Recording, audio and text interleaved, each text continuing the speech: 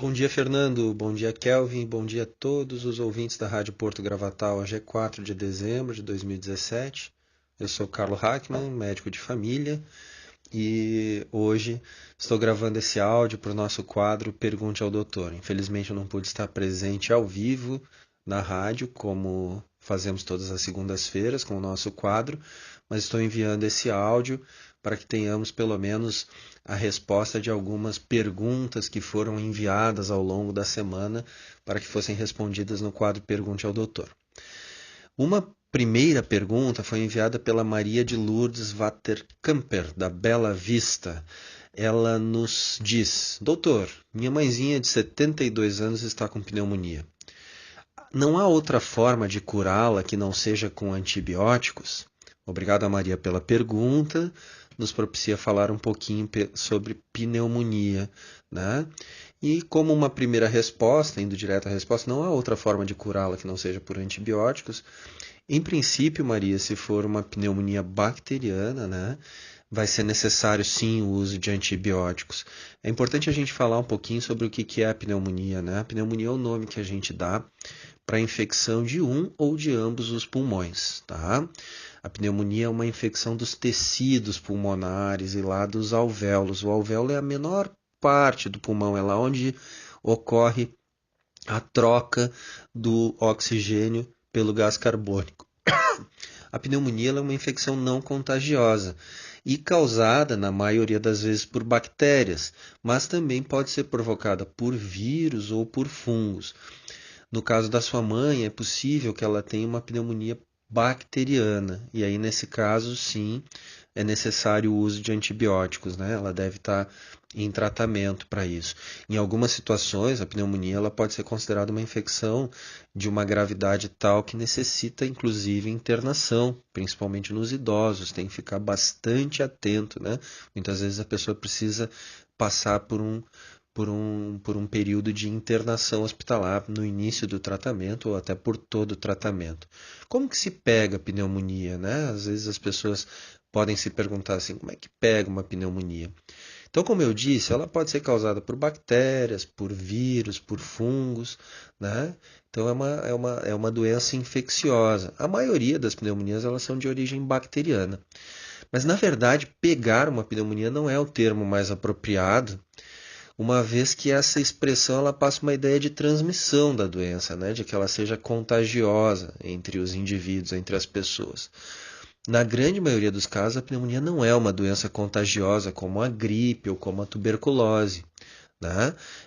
Que também podem ser, né? Podem causar um tipo de pneumonia. A gente pode entrar em contato com uma pessoa com pneumonia, por exemplo, a sua mãe, Maria, ela está com pneumonia, e não necessariamente você vai pegar a pneumonia dela, uma pneumonia bacteriana. Como é que surge então a pneumonia? Na verdade, é um desequilíbrio que ocorre lá nos nossos pulmões. Os nossos pulmões são órgãos que são expostos constantemente a micróbios do ar, né, da nossa própria flora bacteriana, da boca, né? Só que a gente não fica doente o tempo todo porque o pulmão tem seus mecanismos de defesa ali que mantém ele sob controle, ele livre desses germes, né? Entre esses mecanismos, o principal é a tosse, né? A gente já falou sobre isso em outro programa, que a tosse é um mecanismo de defesa. A gente tosse para botar para fora aquilo que está querendo invadir ali o nosso pulmão. Tem o sistema imunológico também, as nossas defesas, que acabam protegendo, né? Então, o desenvolvimento da pneumonia ele vai depender desse desequilíbrio. Muitas vezes, uma virulência maior de uma determinada bactéria, uma bactéria mais forte, a quantidade dessa bactéria, né, que consegue chegar lá nos pulmões, e a condição imunológica da pessoa, né? Como estão as suas defesas. Por isso que no idoso, muitas vezes, é um pouquinho mais preocupante, até porque as defesas podem estar diminuídas, né? Então, em geral, uma pneumonia ela vai surgir quando um germe agressivo, né, uma bactéria dessa, consegue penetrar o trato respiratório e encontra o sistema da pessoa já comprometido. Na imensa maioria das vezes ela é bacteriana e o tratamento passa assim por antibióticos, né? São fatores de risco para pneumonia assim que a gente tem que se preocupar a idade, né? Principalmente em pessoas com mais de 65 anos, pessoas que fumam também têm uma predisposição maior, né? As defesas pulmonares ficam diminuídas e assim por diante. Em alguns casos precisa de uma internação hospitalar. Mas então, sobre a pergunta da Maria, eu acho que é mais ou menos isso. Queria comentar também que a Cleide Nascimento Fernandes, de Termas, mandou para a gente uma pergunta dizendo assim: Doutor, estou com icterícia, a hemolítica. Explica mais sobre essa doença e como posso ter pegado. Então a Cleide está com icterícia. Primeiro explicar o que é a icterícia, né? Todos já devem ter ouvido falar desse termo. A icterícia é um sinal clínico. O sinal é uma forma, é um achado que se apresenta na pessoa, né? É um sinal que se caracteriza pela cor amarelada da pele, das mucosas e dos olhos. A conjuntiva dos olhos, a parte branca dos olhos acaba ficando amarelada também. E esse amarelão, né, essa cor amarelada da pele, ela se dá quando uma substância fica em excesso no nosso organismo. Essa substância é chamada bilirrubina. Então a icterícia é um sinal típico de amarelão, né, relacionado ao aumento dessa substância que se chama bilirrubina. E aí a gente tem que saber o que é a bilirrubina, né? Antes de entender lá a causa da nossa ouvinte que enviou a pergunta, a Cleide, né? Falando que ela está com uma icterícia hemolítica, é importante a gente entender a bilirrubina. A bilirrubina, ela, ela é produzida em decorrência da destruição das nossas hemácias, dos nossos glóbulos vermelhos. Os nossos glóbulos vermelhos eles têm uma vida média de 120 dias.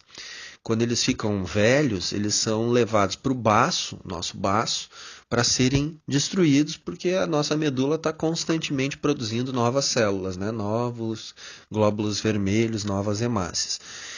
Um dos produtos liberados pelo baço nesse processo de destruição das hemácias dos glóbulos vermelhos é a bilirrubina, que é um pigmento amarelo esverdeado. Né? Então, todos os dias, milhões de hemácias, muitas hemácias, são destruídas com uma grande quantidade de bilirrubina que acaba sendo liberada.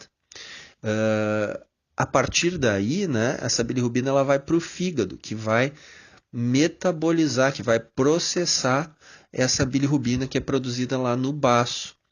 E aí ele vai ou eliminar, né, vai processar ela de forma tal, liberando no intestino e sendo eliminada nas fezes, esse excesso de bilirrubina.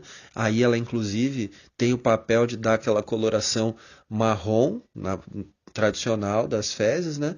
Ou parte dela ainda vai para a corrente sanguínea e é filtrada pelos rins e ela também é responsável pela coloração mais amarelada da urina. Então, essa é a bilirrubina. A bilirrubina ela é produzida a partir desse processo de destruição das nossas hemácias mais velhas, dos nossos glóbulos vermelhos, que ocorre lá no baço. Né?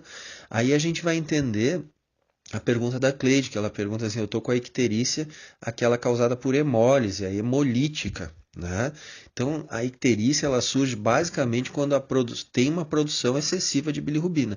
Se a gente tiver por algum motivo um aumento da destruição dessas hemácias, desses glóbulos vermelhos no baço, a gente vai ter um aumento de bilirrubina. Então, a icterícia por aumento de bilirrubina basicamente está relacionada com uma grande destruição das hemácias, né? Que é a hemólise, hemolítica. Então, e o que pode causar, né, essa destruição aumentada de hemácias, levando a uma produção maior de bilirrubina e, consequentemente, a icterícia, que é o amarelão em decorrência dessa bilirrubina, que é uma substância amarelo esverdeada. O uso de alguns medicamentos está relacionado, né, com um aumento da destruição dessas hemácias.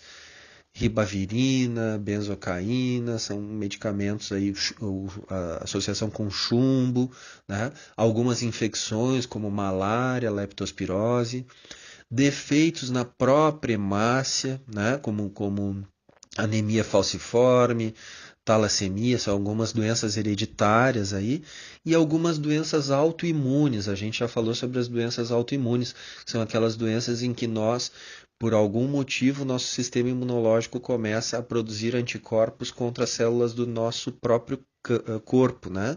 Levando a uma destruição. Aqui no caso das hemácias, quando elas passam lá pelo baço, elas são transformadas em bilirrubina e fazem esse aumento dessa substância, levando à icterícia, que é o amarelão.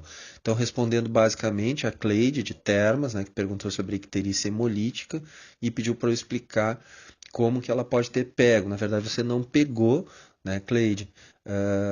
Tem que investigar alguma dessas causas que eu falei. Se existe alguma medicação associada a algum medicamento ou alguma dessas situações que eu citei antes ali na nossa pergunta. Temos aqui também uma pergunta enviada pelo Jorge Matos. O Jorge Matos nos diz: Bom dia, doutor. O senhor poderia falar um pouquinho sobre o rotavírus? De onde vem? Por que as crianças pegam assim tão fácil? O rotavírus, pessoal, é um vírus que causa a gastroenterite intestinal, né? A popular diarreia. Então, a diarreia, a gastroenterite, na imensa maioria das vezes, é causada por vírus. Tem algumas bactérias também que causam a diarreia, mas ela é causada por vírus. Então, a famosa virose gastrointestinal, né, que desencadeia vômitos e diarreia nas pessoas, podendo desencadear vômitos e diarreias no adulto e nas crianças. Existem alguns tipos de vírus que estão relacionados a esse problema de diarreia viral, né? A gastroenterite viral. O rotavírus é um deles, né? Que nos pergunta o nosso ouvinte, o Jorge Matos, né? O rotavírus é um deles. Outro vírus é o norovírus, que antigamente era chamado de Norvalk vírus. O adenovírus também pode causar e tal. Mas o mais comum nas crianças é a diarreia por rotavírus. E ela é uma diarreia que tem predileção pelas crianças, muito provavelmente porque elas ainda também não formaram imunidade contra esse vírus. Nos adultos, as infecções por rotavírus elas não são tão agressivas, uma vez que os adultos já têm, né, por já terem entrado em contato com o vírus em outras épocas da vida, têm já uma imunidade a esse vírus. A partir daí, o rotavírus, surgiu a vacina pelo rotavírus, e ela foi inclusive inserida no calendário vacinal da criança, né, nos primeiros meses de vida, justamente para fazer a prevenção desse tipo de infecção nas crianças e tornar, inclusive, um eventual quadro de diarreia por rotavírus um quadro mais leve. Nos adultos, o rotavírus não é o principal vírus. O principal vírus que causa diarreia nos adultos é o chamado norovírus. Ele é responsável pela maioria das epidemias de gastroenterite, de diarreia na nossa população. Já nas crianças, principalmente até 2 anos de idade, o rotavírus é a principal causa de gastroenterite. É importante a gente falar um pouquinho sobre a transmissão, os cuidados com a manipulação de alimentos, lavar bem os alimentos, lavar bem as mãos, né, no cuidado e no manejo com os alimentos, porque essa é a principal via de contaminação. Explicando ao nosso ouvinte Jorge, é mais comum nas crianças por causa disso que eu falei, né? Eles têm menos imunidade ao vírus, até porque nos adultos a gastroenterite pelo rotavírus ela tende a ser mais branda, mais leve, né? Mas em crianças pequenas ela pode ser grave. Algumas crianças podem ter mais de 20 episódios de vômito ou diarreia num dia, e isso pode levar a um quadro importante de desidratação, que é o grande perigo e a grande preocupação que nós temos que ter diante de todo e qualquer quadro de diarreia, né? Ela é uma diarreia do rotavírus na criança, ela é bastante aquosa, né? E em princípio não contém sangue, pus ou muco. Então, bastante atenção a esse quadro, bastante atenção com as crianças, com o calendário vacinal. Hoje, a vacina para o rotavírus ela está incluída no calendário vacinal e é feita nos primeiros meses de vida. Tá? Então, muito boa pergunta do Jorge. Obrigado pela pergunta, Jorge. Temos mais uma pergunta, né, das que foram enviadas previamente ao programa, que é da Márcia Camilo, do bairro Brasília. A Márcia pergunta: doutor, estou com artrite e meus dedos das mãos doem direto. O que pode fazer para aliviar a dor? Já estou usando anti-inflamatório. Márcia, a artrite ela pode ser desencadeada por uma série de fatores, né? A gente pode ter uma artrite monoarticular, só de um tipo de articulação, um tipo de junta. A artrite poliarticular, que é aquela que acomete várias articulações, várias juntas do nosso corpo, né? Ela pode ter um caráter autoimune, como a artrite reumatoide, né? Que é uma doença autoimune, de caráter crônico, progressivo, que vai levando muitas vezes à destruição da articulação e muita dor. Né? A artrite ela pode ser por depósito de cristais, como no caso das pessoas que têm gota, né? Mas a articulação mais acometida da gota é lá dos pés, apesar de que a gota pode acometer qualquer articulação do corpo, mas o mais comum é nos pés. Então, existem vários tipos de artrite. E nós temos que diferenciar também com a artrose, que também é um processo de alteração articular que leva a muita dor. Então, a avaliação da pessoa com dor articular ela deve ser bem criteriosa. É difícil eu te responder assim especificamente o que posso fazer para aliviar a dor. Sim, o uso de medicamentos anti-inflamatórios e analgésicos, ele está indicado, né, na grande maioria dos casos. É muito importante que a gente pudesse fazer uma boa avaliação, né, que você faça uma boa avaliação desse sintoma para ver quais são as causas, qual é o tipo de artrite ou de artrose que está acometendo as suas articulações, uma boa revisão clínica no seu padrão de vida, desde a alimentação, uma série de fatores que podem estar envolvendo nesse quadro de dor, né, no quadro de esse quadro álgico, né, com dor, a gente sempre tem que fazer uma avaliação bem completa da pessoa. Dependendo das situações, a acupuntura pode ajudar em muito, né, no tratamento desses tipos de dor articular, dor em mão.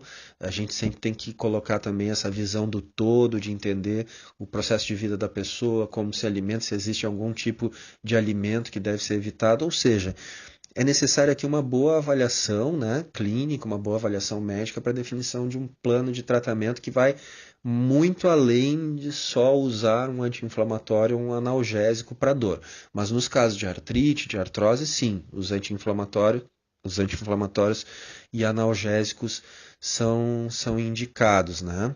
Bom, pessoal, hoje a gente teve uma participação atípica minha, né? Eu não pude estar presente no programa, mas procurei enviar esse áudio, né, para que todos pudessem compartilhar das perguntas que foram enviadas previamente. Envio aqui com as respostas e no retorno ao vivo ao programa na semana que vem eu posso detalhar mais profundamente esses temas e os outros que serão enviados. Eu termino por aqui desejando uma boa semana a todos, um grande abraço e uma ótima semana nesse início de mês de dezembro. Um abração, Fernando, um abração, Kelvin, um abração a todos os ouvintes da Porto Gravatá.